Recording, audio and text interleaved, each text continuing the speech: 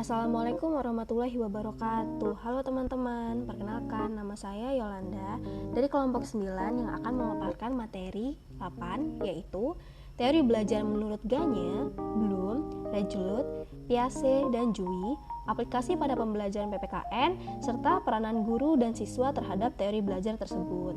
Mari kita simak sama-sama yuk materinya. Pertama, ada teori belajar menurut Gagne yang akan dijelaskan oleh Agus Ananda. Kepada Agus Ananda, saya persilahkan. Teori belajar menurut Gagne. Teori belajar yang dikemukakan oleh Robert M. Gagne merupakan perpaduan yang seimbang antara behaviorisme dan kognitisme yang berpangkal pada materi prosesan informasi. Kelebihannya itu adalah mendorong guru untuk merencanakan pembelajaran, serta kekurangannya adalah pembelajaran hanya berpusat kepada guru saja.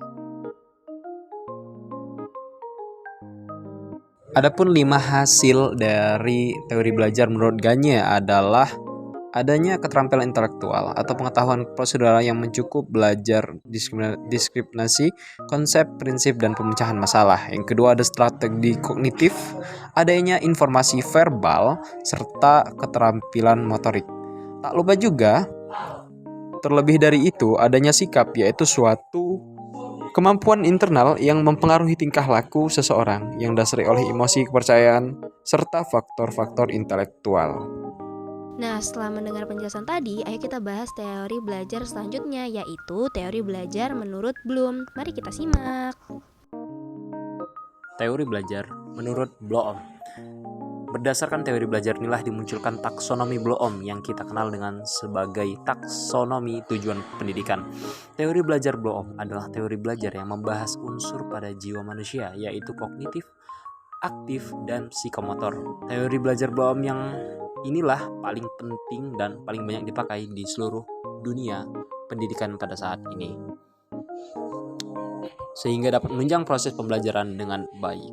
Konsep dasar taksonomi Bloom yang pertama ada ranah kognitif. Pada ranah ini, proses berpikir menggambarkan tahap berpikir yang harus dikuasai oleh siswa untuk mampu menerapkan teori ke dalam perbuatan.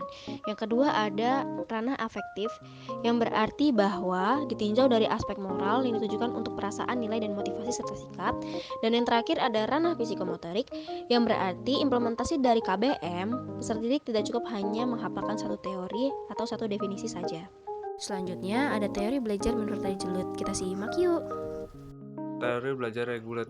Elaborasi teori adalah teori mengenai desain pembelajaran dengan argumen dasar bahwa pembelajaran harus diorganisasikan dari materi yang sederhana menuju materi yang kompleks dengan mengembangkan pemahaman yang lebih bermakna sehingga dapat menjadi ide-ide yang terintegrasi.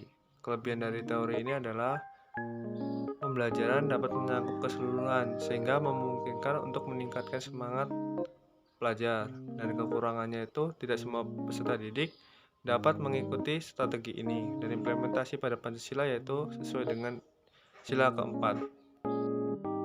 4. Ada teori belajar menurut Piaget. Apa sih teori belajar menurut Piaget? Teori belajar Piaget adalah pendekatan kognitif dan struktural menekan sifat aktif otak anak ketika sadar untuk membangun dan mengelola struktur pemikiran dan tindakan. Mungkin itu saja. Sekian, terima kasih. Tahapan-tahapan dalam teori Piaget dibagi menjadi 3, yaitu pertama tahapan sensorik motorik yang biasanya terjadi pada usia 18 sampai 24 bulan. Pada fase ini, balita mengalami perkembangan pemahaman tentang dunia melalui koordinasi antara aspek sensorik motorik.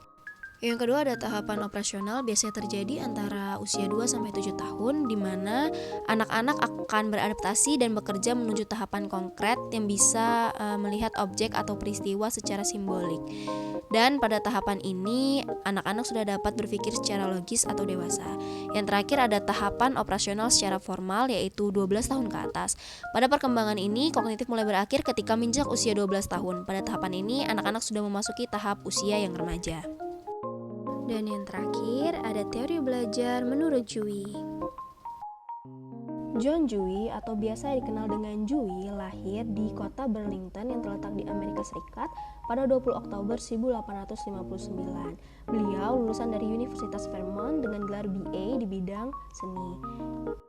Menurut beliau, sistem pendidikan pada masanya tidak cukup untuk memberikan persiapan yang memadai yang sesuai dengan kehidupan dalam masyarakat yang demokratis. Maka ada metode eksperimental yang pedagoginya didasari pada pendidikan yang memadai. Kelebihan dari teori ini adalah belajar yang berlangsung berpusat pada pemikirnya atau pada siswanya.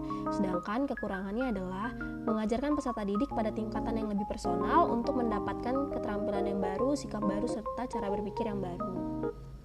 Ada 3 faktor menurut teori belajar Dewey. Yang pertama adalah pendekatan antara kurikulum dan siswa, yang berarti bahwa pengetahuan tidak lebih dari hasil pengalaman orang dengan dunia. Singkatnya, pengetahuan hanyalah sebuah pemikiran yang pertama kali lewat menggunakan tindakan. Yang kedua, ada gagasan tentang belajar dan mengajar, bahwa belajar baik untuk anak-anak maupun orang dewasa. Dan yang ketiga, ada peranan dan impuls siswa. Peranan dan impuls siswa mengklaim bahwa anak-anak tidak dapat dilihat sebagai papan tulis yang pasif dan bersih, di mana guru dapat menuliskan pembelajaran. Tidak bisa seperti itu karena sesampainya di kelas, anak-anak sudah dituntut untuk aktif bersosialisasi. Dalam hal ini, tujuan pendidik haruslah membimbing. Dewey menunjukkan bahwa ketika mulai sekolah, anak-anak membawa 4 impuls, yaitu berkomunikasi, membangun, menanyakan, dan mengekspresikan diri. Jadi kesimpulannya adalah teori belajar merupakan sumber hipotesis atau dugaan-dugaan tentang proses belajar yang telah diuji kebenarannya melalui eksperimen dan penelitian. Terima kasih teman-teman yang sudah menonton. Semangat belajar. Wassalamualaikum warahmatullahi wabarakatuh.